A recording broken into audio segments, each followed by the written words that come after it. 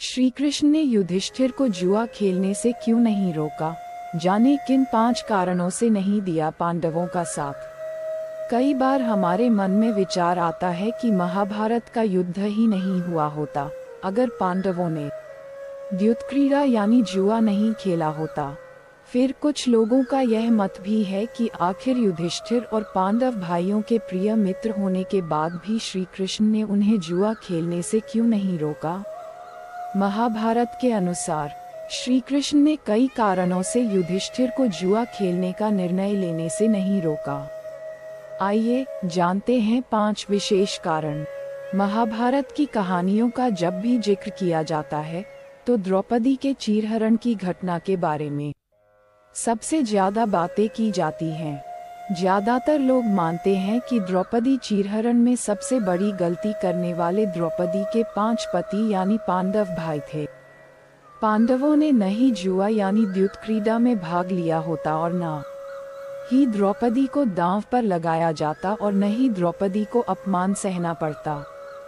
इन सभी काश वाली भावनाओं से परे कुछ लोग ये भी मानते हैं कि जब श्री कृष्ण पांडवों से इतना लगाव रखते थे तो उन्होंने पांडवों को जुआ खेलने से क्यों नहीं रोका। आइए जान लेते हैं इसके 5 कारण। श्री कृष्ण ने पांडवों को कर्म करने दिया। श्री कृष्ण युधिष्ठिर और बाकी पांडवों से बहुत लगाव रखते थे, लेकिन श्री कृष्ण हर मनुष्य के कर्म करने का अधिकार नहीं छीन सकते थे। द्यूतक्रीड़ा यानी जुआ खेलने का निर्णय युधिष्ठिर ने लिया था।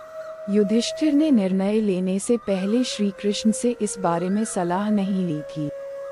अगर पांडव श्री कृष्ण से सलाह लेते तो श्री कृष्ण पांडवों को द्यूतक्रीड़ा खेलने से मना कर देते। धर्मराज युधिष्ठिर ने द्यूतक्रीड़ा को धर्म का आधार बनाया। युधिष्ठिर को धर्मराज माना जाता है। इसका अर्थ यह है कि धर्मराज युधिष्ठिर को धर्म कर्म का बहुत ज्ञान था। युधिष्ठिर कभी असत्य भी नहीं बोलते थे, लेकिन इतने ज्ञानी होने के बाद भी धर्मराज युधिष्ठिर द्यूतक्रीड़ा जैसे अधर्म से भरे खेल को धर्म का आधार बनाया। धर्मराज युधिष्ठिर ने यह नहीं सोचा कि अगर कोई सज्जन बुरा कर्म करता है तो उसका परिणाम भी बुरा ही निकलता है। युधिष्ठिर ने विवेक से काम नहीं लिया। युधिष्ठिर ने जब द्यूतक्रीड़ा का खेल खेलने का निर्णय लिया था तो उन्होंने युधिष्ठिर ने इसके लिए कोई भी रणनीति नहीं बनाई। युधिष्ठिर को द्यूतक्रीड़ा के बारे में ज्ञान नहीं था, लेकिन उन्होंने किसी की सहायता नहीं ली। सब कुछ भाग्य के भरोसे छोड़ दिया। जबकि दूसरी तरफ दुर्योधन ने इस खेल को जीतने के लिए शकुनी की मदद ली। युधिष्ठिर ने श्री कृष्ण को सभा में बिना बुलाए आने से मना किया था।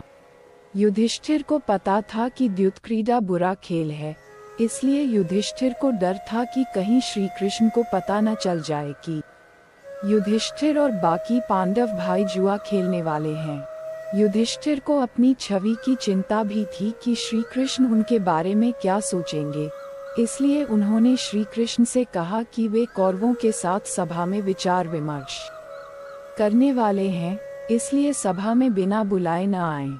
यही कारण था कि द्रौपदी के पुकारे जाने पर ही श्री कृष्ण सभा में आए।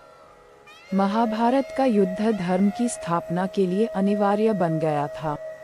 कौरव और पांडव के बीच के तनाव ने प्रजा और संपूर्ण राज्य में नकारात्मकता फैला दी थी, इसलिए महाभारत का युद्ध अनिवार्य बन गया था। श्री कृष्ण अगर युधिष्ठिर को द्यूतक्रीड़ा खेलने से रोक देते तो द्वापर युग में श्री कृष्ण के जन्म लेने का लक्ष्य पूर्ण नहीं हो पाता। महाभारत पूरी तरह से द्यूतक्रीड़ा से जुड़ी हुई थी।